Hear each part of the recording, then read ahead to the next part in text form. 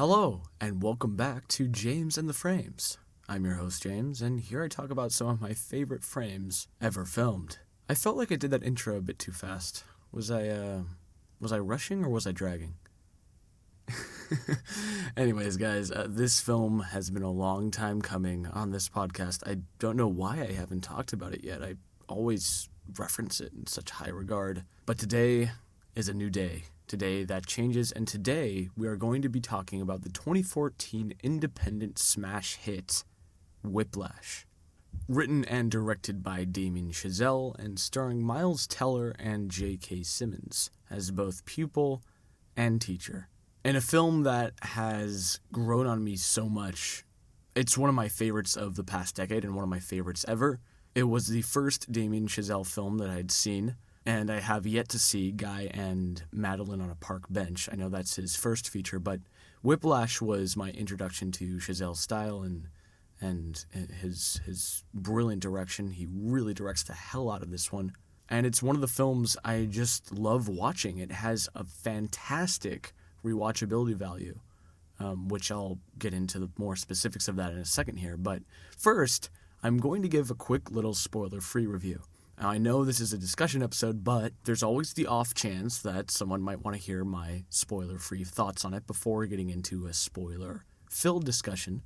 And to that I say this. If you guys have been following my social media, on Instagram I'm starting to do more film-related posts. I'm posting short reviews weekly, and I'll be doing the podcast episodes bi-weekly. And the first post I did was about Whiplash, and it's a spoiler-free review, pretty much. There's only one scene in there that I guess would be kind of a spoiler, but I think they showed it in one of the trailers for Whiplash. Other than that, those are my spoiler-free thoughts. I'll give you the 2-minute version on here. I think Whiplash is a brilliantly paced, directed, shot, edited, performed, acted film. Its pacing is immaculate. It flies by, and that's one of the reasons why it's so rewatchable, because everything kind of just flows seamlessly together. Miles Teller and J.K. Simmons do amazing jobs, although I probably shouldn't be saying good job or amazing job when talking about this film, but they do fantastic. J.K. Simmons, I haven't seen much of his other films besides, obviously, his role as J. Jonah Jameson in the Spider-Man trilogy. I've seen him in Invincible and Juno, but I haven't really delved into too much of his other films, and Whiplash is his best performance, in my opinion. Although I might have to look into more of his filmography to justify that. But he is so captivating and really embraces the whole role of this jazz teacher who also has the personality of a drill sergeant, which is just the best concept ever.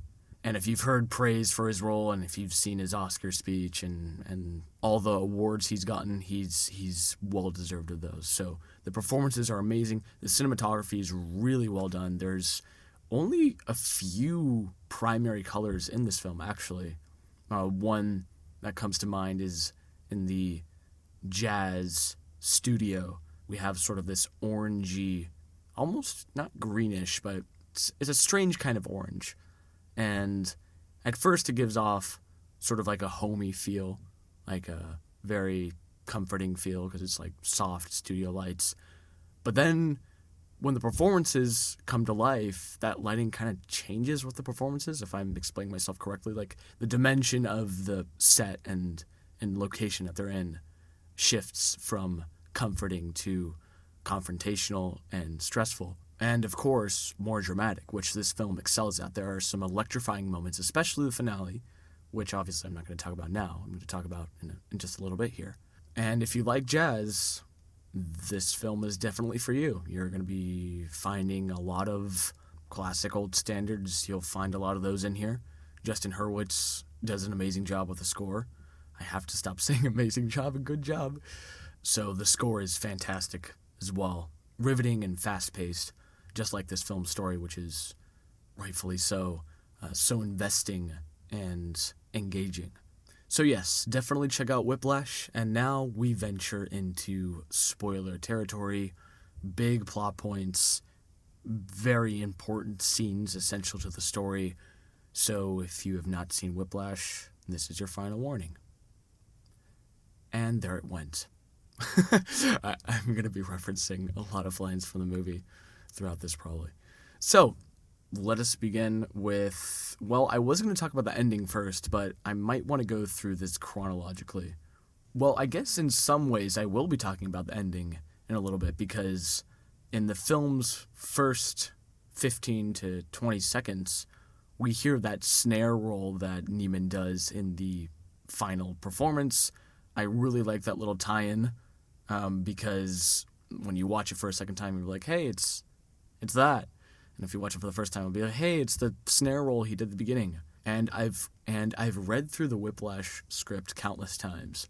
I love Chazelle's description of the snare roll. It's like, he describes it like a machine gun, which is kind of what it sounds like. And it's another sort of like war element that goes into the drill sergeant teachings of Fletcher and that whole psychology. And there's a lot of war going on in the film. Andrew is at war with himself, with Fletcher, and with his friends and family.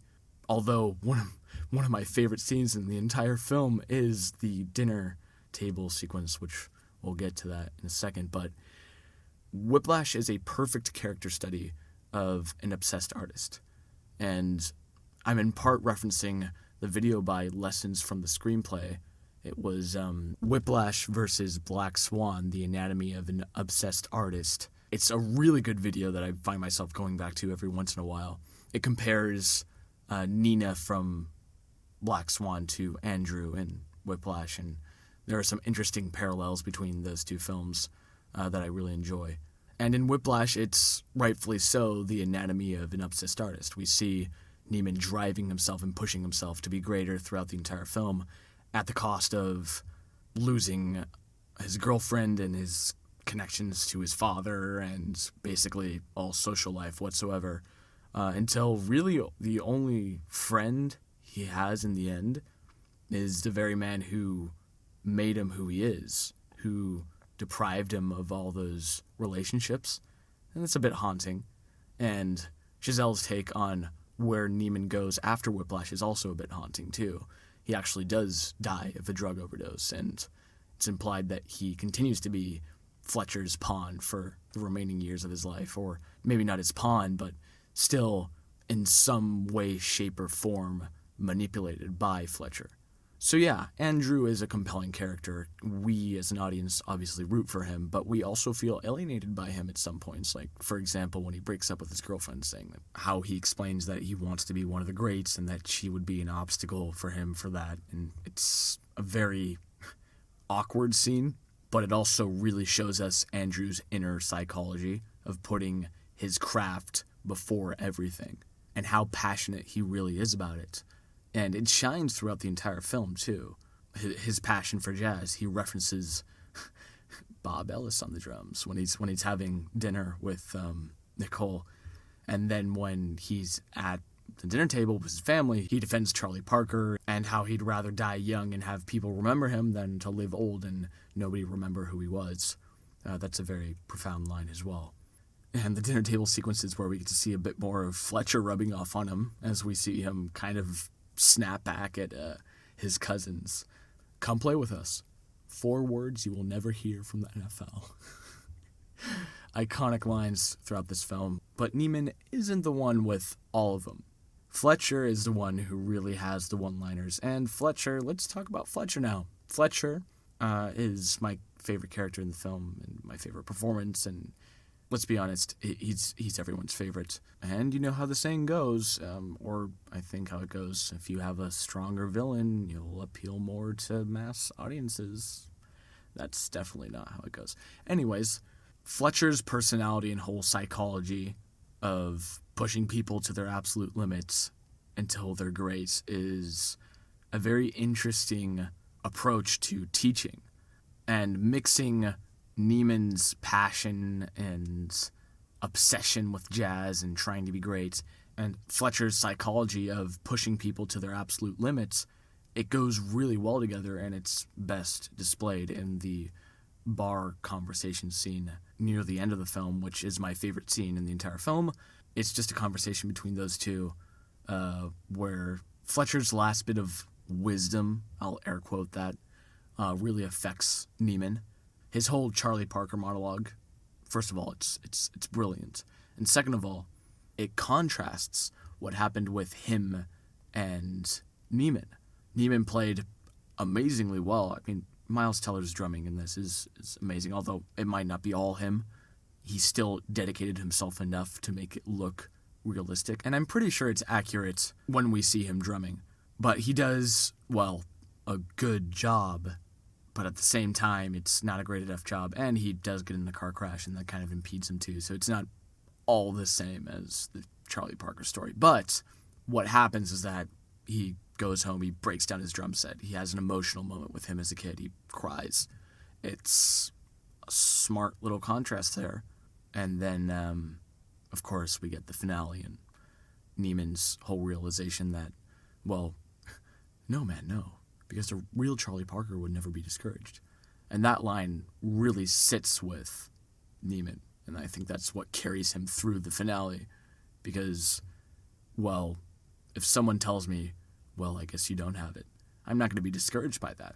That's going to make me want to prove that person wrong even more, and he does at the loss of his own, I was going to say, I would say sanity, but more so the loss of his social life and interaction, because I'm pretty sure after the finale, after that concert, he goes on to be amazing, and he practices every day, and he does basically what he told Nicole he'd do. But Fletcher's character serves as such a good motivator for Neiman, and at first, we as the audience were like, this guy's a total, you know what, he's pushing this guy way too hard, he's being super harsh on him, this guy is actually freaking insane. But then we kind of understand where he's coming from with, and my favorite scene between Fletcher and Neiman, besides the bar scene, is their first confrontation. And their first confrontation just so happened to be the Whiplash short film that was screened at, I don't know if it was in the Sundance short competition, but the entire sequence where Neiman first goes into practice and there's a whole not quite my tempo scene and all that, that was a short that was done with J.K. Simmons as Fletcher. The same guy who played Metz is also in the short. And the only difference in that short is the lead, who is played by Johnny Simmons instead of Miles Teller. Johnny Simmons, the only other films I've seen him in are Perks of Being a Wallflower and Scott Pilgrim vs. the World. Scott Pilgrim vs. the World, he was young Neil, and in Perks of Being a Wallflower, I do not remember his character's name, but he does an alright job in the short. But if I had to choose between Miles Teller and Johnny Simmons, I'd go with Miles Teller. Mostly because I saw Whiplash, the feature film, at least 4 or 5 times before watching the short. But I'm surprised how well the camera work and blocking of the short matches the feature. I'm actually going to link the short down in the description of this podcast. I'm going to link it on Spotify and on YouTube. I don't know if you can click on links on Spotify.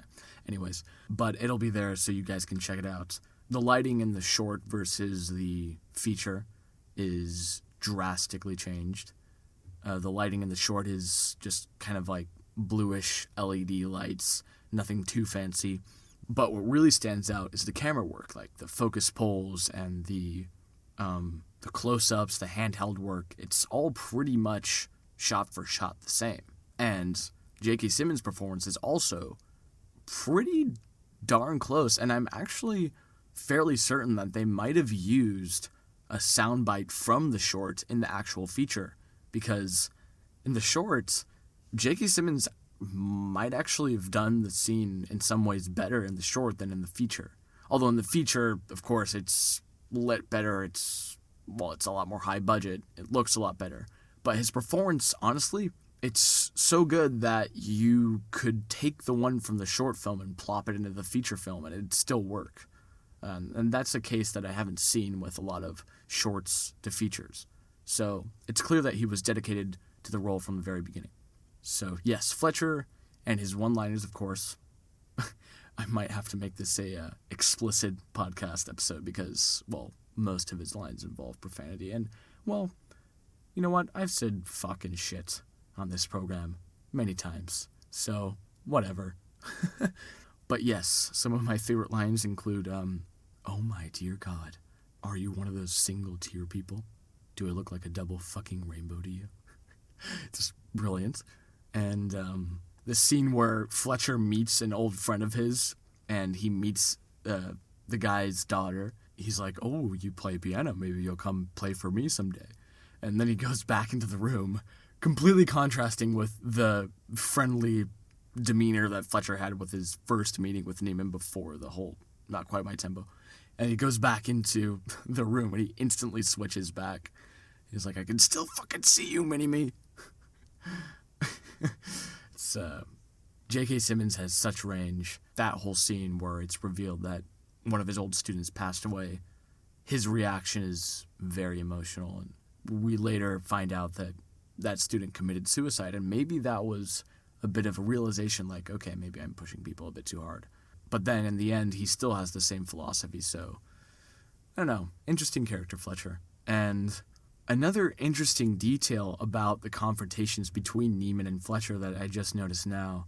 The other day, I read that Neiman was actually on tempo, but Fletcher was counting him off tempo, which is another really great, although minor detail that shows us insight into, well, how good of a drummer Neiman is and what Fletcher's teaching style is like. So, speaking of fantastic, and more so amazing, is that they actually managed to film Whiplash over the course of, 19 days? I think they filmed it for 19 days. And then they edited it for 3 weeks, and that was that.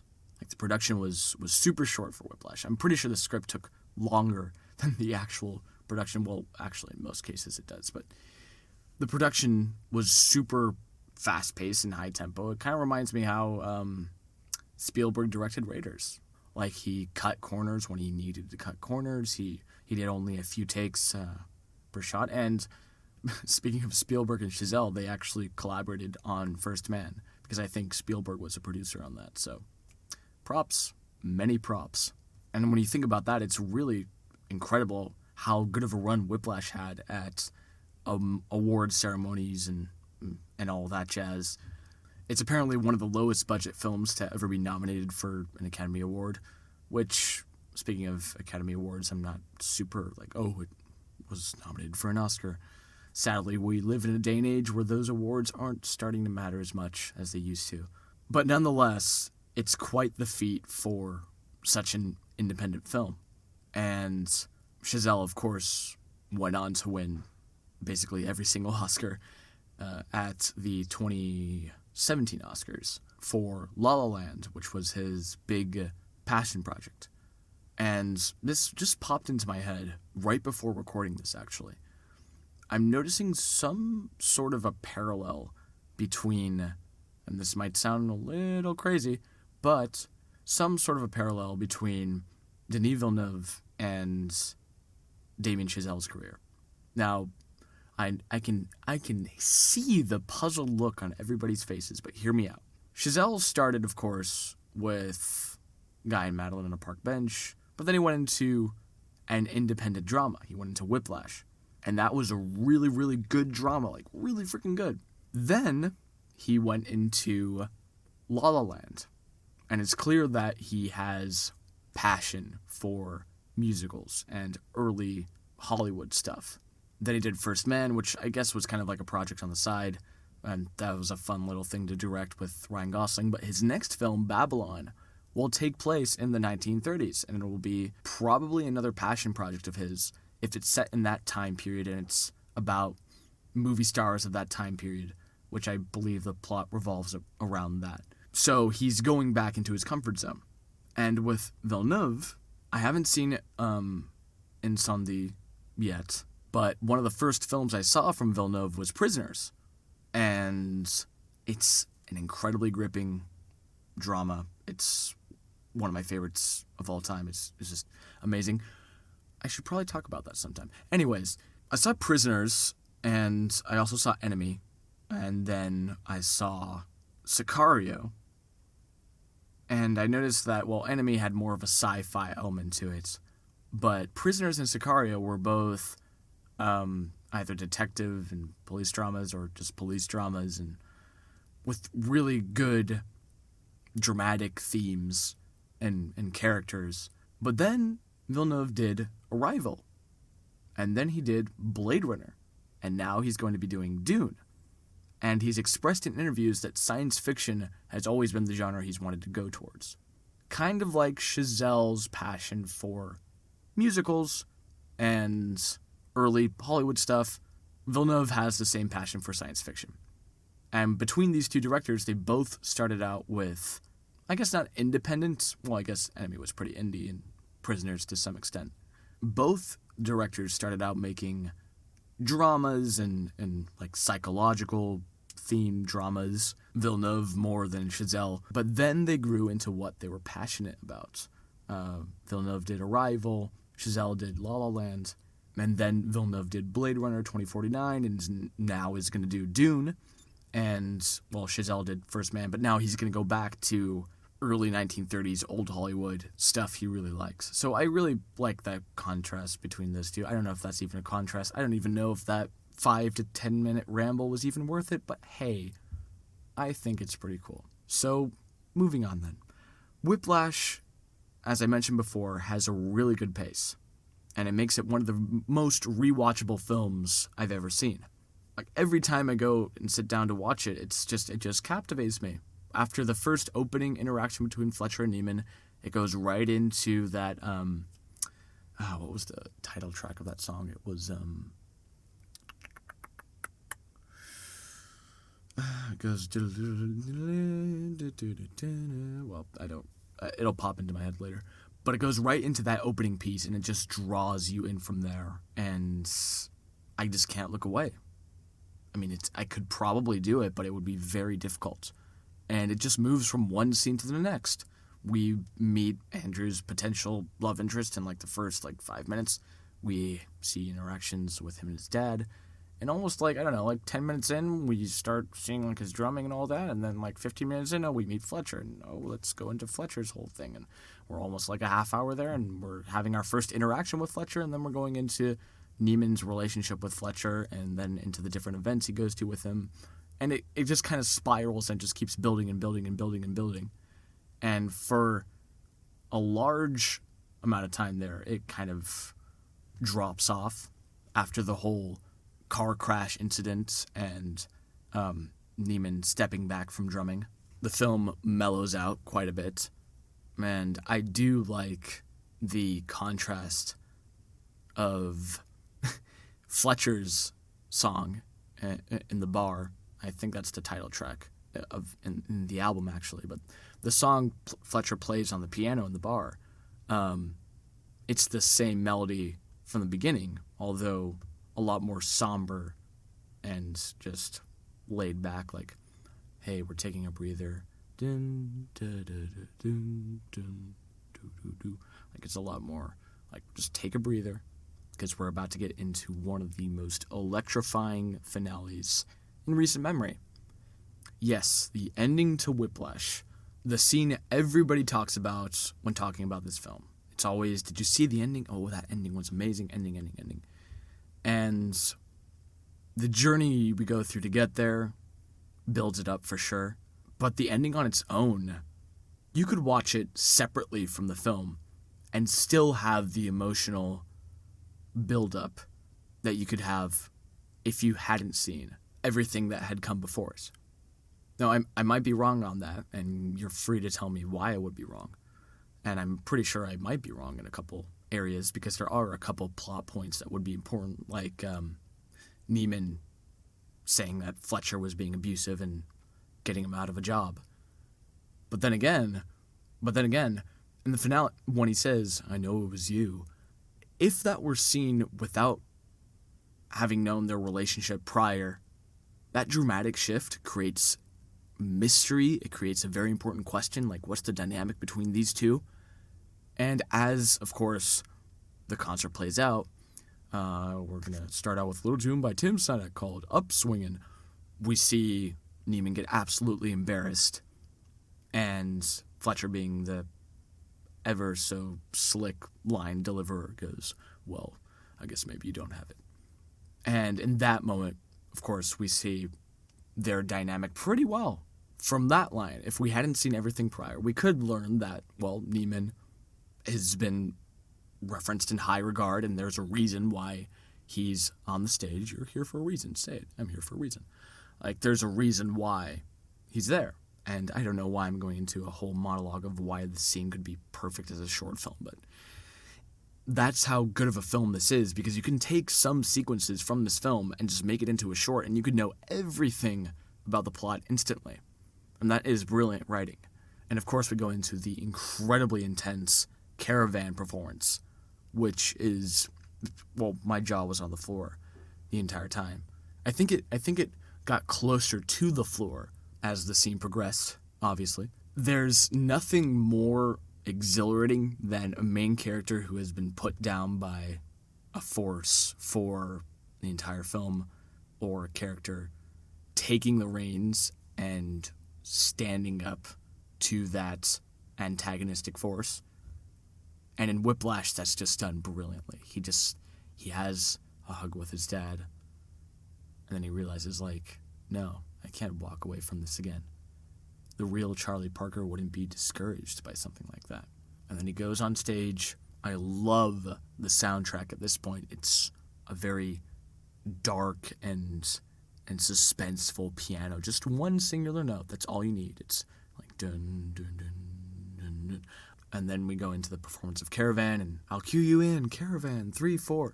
And in this part of the film, I think the editing is showcased the best. It's quick, it's fast-paced, it's perfect. With each trumpet and horn and cymbal hits, there's a cut, there's a close-up, there's a wide. One of my favorite parts, of course, is the what I like to call the jazz whip by it's a very interesting camera move. It's when Fletcher is doing the finger guns. He's kind of going like da da da da da da da, and it pans over to Neiman on the drums and goes da da da da da da da da da, and it just goes back and forth. And that shot is used again in La La Land, but I think this is the best use of that shot because it's really in the moment. It's like back and forth and back and forth and back and forth, and the cuts to like the stage, like a bird's eye view of the stage as the song is progressing, like it's amazing. It's just simply breathtaking, is what it is. And of course, when we get to the iconic snare roll, we see Fletcher's understanding of Neiman shift a bit. We see that, okay, this kid is actually really damn passionate, and if he has the balls to stand up to me, I know this kid has got it. And he might have been thinking about that the whole time. Maybe he just pushed him and had Andrew humiliated just to have that reaction out of him.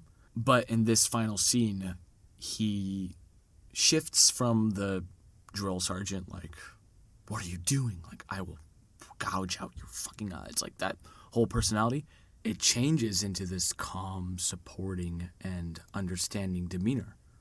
Like, he's like, okay, take it down with the snare roll. Like, it's the calmest we've seen him in the entire film. And there's even like a little, I believe there's a little bead of sweat that's going down his forehead or the side of his head while he's doing it. Like, he's as nervous about this as Andrew is. And then, of course, we see the little hand to lift up and the little nod, like, okay, get the ball rolling. And then he starts morphing back into the Fletcher. He starts raising his arm with like such ferocity. He's like, just bring it up, keep going. And then, of course, Andrew just goes absolutely insane on the drums. And we get probably one of my favorite shots in the film. Andrew looking up, Fletcher's eyes, back to Andrew, back to Fletcher's eyes, and smile lines. And Andrew smiles too. Fletcher jumps back in and just gives the stage to Neiman, and snare crash. And we end the film with the triumphant version of Fletcher's theme and the opening theme. It's the same thing. It's the same theme as the opening. It's but it's not somber this time. It's the same energy that we carry as the credits start rolling, because we just saw one hell of a performance, and it's just a brilliant use of music and such a brilliant ending, especially with, and this is one of my favorite shots in the finale, the shot of Andrew's father looking through the stage doors as he just loses it on the drum set. The look of utter fear, as if to say, like, my son is now lost to music. Well, that's a bit too positive. My son is now lost to Fletcher, like he's fully tied up in his strings. Like Fletcher's the puppet master, and Neiman is his puppet. And you can look at it that way too. And my take on the ending is that I already kind of explained it in the beginning, especially after what Chazelle said about Neiman's fate. I think that in a perfect world, Neiman and Fletcher would become somewhat friends. But sadly, my personal take on it is that they continued to be not enemies, rivals. Not in the same way as we see throughout the film, because I think that's just the beginnings of their relationship, and I don't think there's going to be any more outbursts like faster tempo, because you cannot go faster than that, and he proved himself to be one of the greats, and I don't think he'd lose his touch throughout his 20s. I think it'd be his prime, actually. I think there'd be more of a psychological war going on. Like maybe Fletcher introducing more Johnny Utahs into the picture, or having maybe, I don't know, switching up band practice times or something like that. Like do like little tiny psychological tricks to keep Neiman on his feet. And I think when Damien Chazelle says that there's a very dark place that it goes to, it would go to a pretty dark place. And speaking of Fletcher doing psychological tricks, there's a very interesting video on YouTube called Who Stole the Folder? And it's about the scene where Neiman loses his, or not his, but Tanner's pages. He leaves them on a chair. He goes to get, I don't know if it was a Pepsi or something, and he goes back and they're gone. And a janitor, find the fucking folder. You're a dumb fuck. Okay, that line, you're a dumb fuck, it cracks me up every time. The whole point of that scene, and it's referenced in the Whiplash script, is that Fletcher actually took the folder just so Neiman could step in and basically usher Tanner out of there, and to show the way Fletcher kind of operates. But there's another whole thing about like who took the folder. Like, was it Andrew? Did we just not see him take it like on screen? Because there's been moments in film where the main character does something off screen that we don't know. Or maybe a janitor actually just picked it up, and maybe that's how that happens. But I think the definitive version is that Fletcher stole the folder, because it sounds like the kind of thing Fletcher would do. But it's all up to interpretation. And folks, that is my entire interpretation of Whiplash. So I'm going to leave the discussion off here, but talking about Whiplash, I've been wanting to for a long time, and I'm so glad I finally got to on the podcast. And I thank you guys for listening. And before I go, I actually want to discuss for, I don't know, a few minutes, some movie news. Just news about movies. I thought I might just do a segment on the podcast near the end where I talk about new releases and what I thought of them, or what films I'm hyped for and what I really want to see. And as you guys know, I uploaded a review to my Instagram, that's at James24frames, of The Green Knight. And I thought it was pretty good. I thought it was a fantastic fantasy film. It's beautifully shot. Its sound design is incredible. Its production design is immaculate. I basically list off all my positives with the film in my Instagram review. But I thoroughly enjoyed it, and I'd love to hear what you guys thought of it. If you guys have seen it yet. I'm not going to spoil anything yet here either. So yeah, Green Knight was amazing. Loved it. Shout out to Lucas and Osama. Here's to more indie horror film teasers before the fantasy film. That was fun. Anyways, so October is right around the corner. I'm already seeing candy corn being sold at supermarkets, and I'm seeing like Halloween costumes starting to slowly creep out. So Halloween is definitely around the corner, and October is definitely around the corner too, as I've said 3 times now.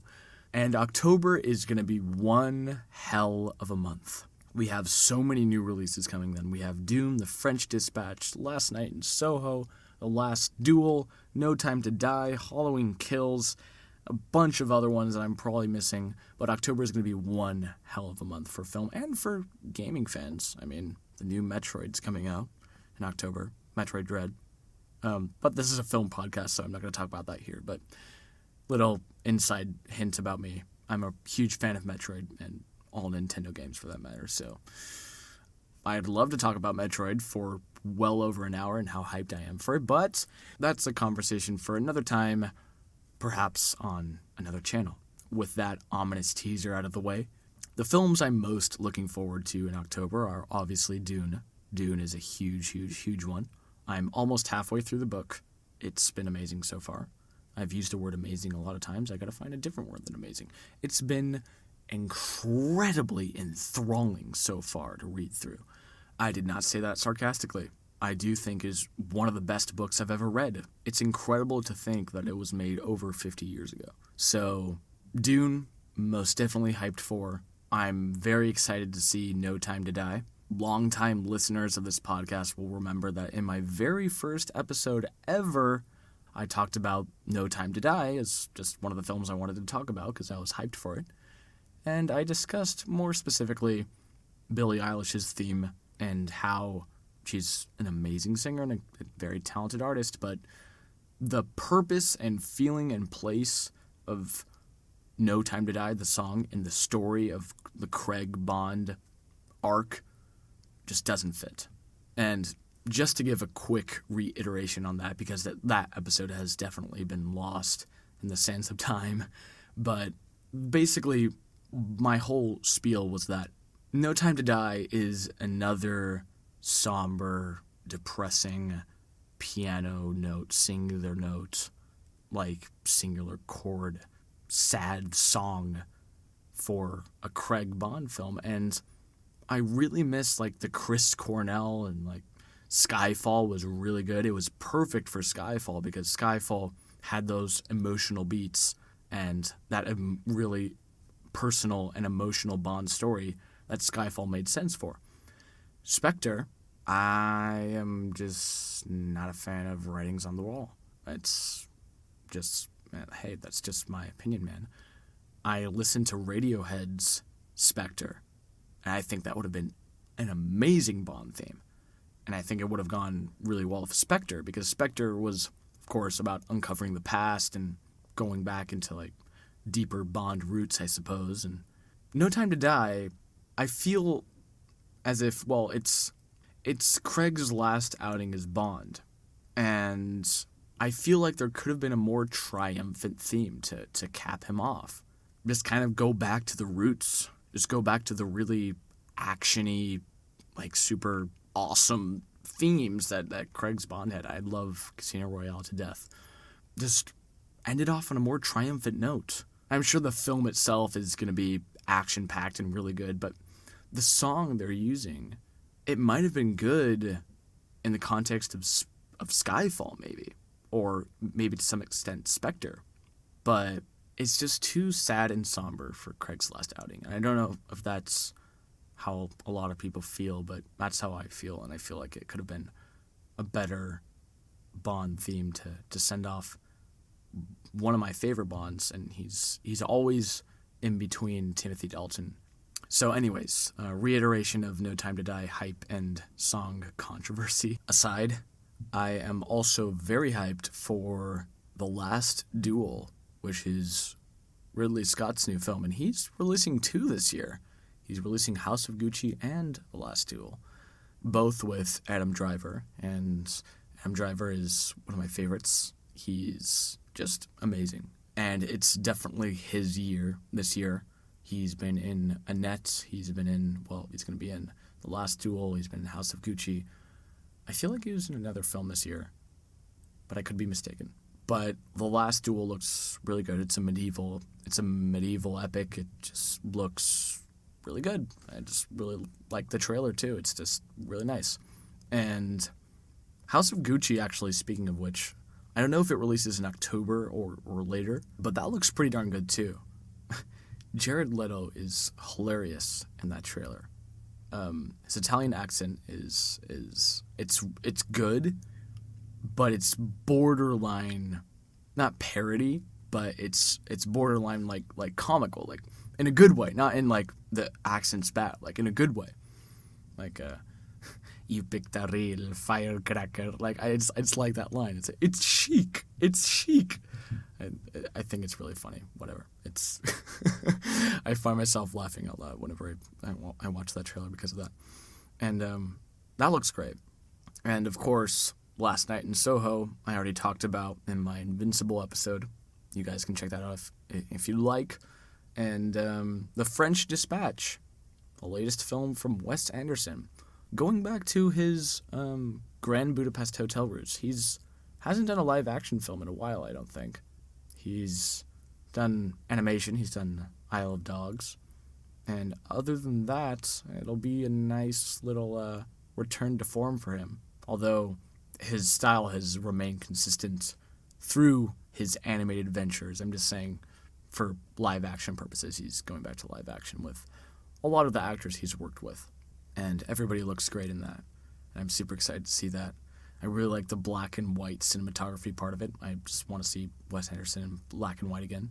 I watched the Bottle Rocket short film, the black and white one. It was amazing. And it tempted me to watch Bottle Rocket in black and white as well. So, yes, I will definitely be catching that when it releases in theaters. And so many films in October. What film are you guys excited to see? I'd really like to know, and I'd very much like to know. I'm interested in your guys' opinion and tastes. Anyways, we have reached the end of this episode of James and the Frames. This is an incredibly long episode, but it was Whiplash.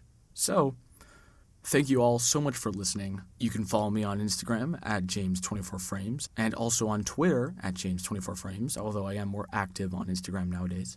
I'm having a lot of fun posting film reviews on Instagram. I'm really loving the layout and putting those together, and I hope you guys are enjoying them too. I will definitely be doing more of those weekly and some other things in between, probably, between podcast episodes, so there isn't radio silence from me between each podcast episode. So yes, this has been another episode of James and the Frames, and I will see you after the credits.